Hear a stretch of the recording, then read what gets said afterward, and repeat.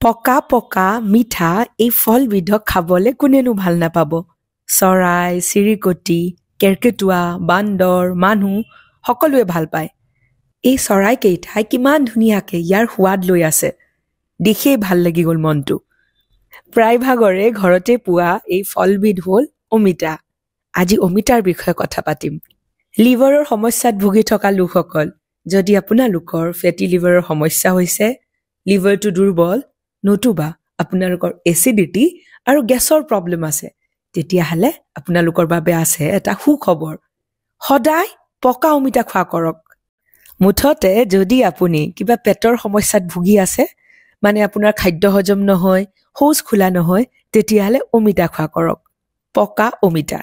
পকা অমিতাত থাকে এবিধ এনজাইম আৰু লুব্ৰিকেণ্ট যিয়ে আপোনাৰ শৌচ খোলা কৰিব ওজন কমাব বিচাৰিছে পকা অমিতা খাওক অমিতা আপোনালোকে ব্ৰেকফাষ্টত নতুবা লাঞ্চ কৰাৰ আগত খাব পাৰে